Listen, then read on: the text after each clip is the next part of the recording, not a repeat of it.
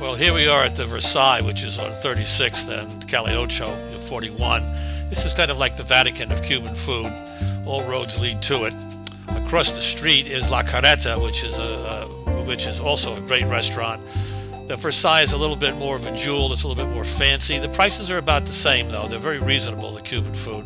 Here's Joan going in. We're going to be meeting some friends here who are also Cuban food aficionados. This is our second or third day of Cuban food for myself and Joan, so we're ready to dig in, but we're not going to take on the roast pork today because we've been eating that for 2 or 3 days now, which is the Cuban national dish, which is fabulous. But this is the Versailles. It's, of course, the mirror is like the original Versailles in France, you know, but not quite as fancy as what Louis XIV put up. But we came in late, around 2 o'clock, I think. We wanted to stay out of some of the traffic because this place can get mobbed.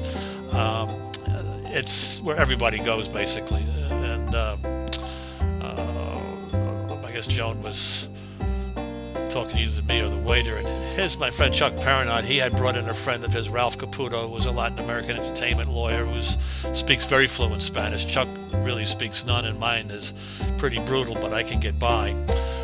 And I sometimes use it just to get a laugh out of the waiters, you know. They kind of wince and laugh.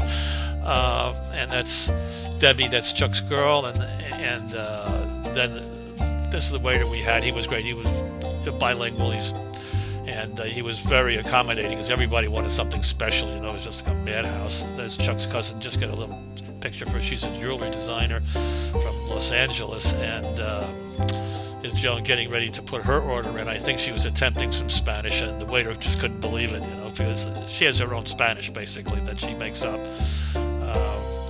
It ends with a lot of A's, you know.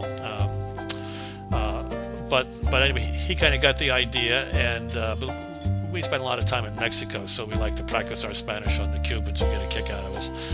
And then the food started to come, you know. This is my ceviche, which I devoured immediately. Chuck's cousin had a salad. She was watching her waist. Chuck was watching his waist. He had dropped about 30 or 40 pounds, and so we had a caldo gallego, which is a great ham and chicken and green soup and beans, you know, just a fabulous comfort food, you know.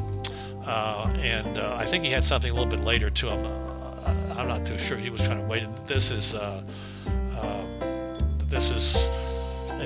red snapper entero, or what they call pescado entero, which I had because I eat too much.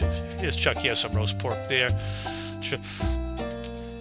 Joe took some grilled chicken, and I think that Ralph had a kind of beef stew that they have, which is very delicious. You know, the food it's like home cooked food, you know, Cuban food. It's not fancy. Here's a coffee bar outside. You have to have one. It'll keep you going for weeks.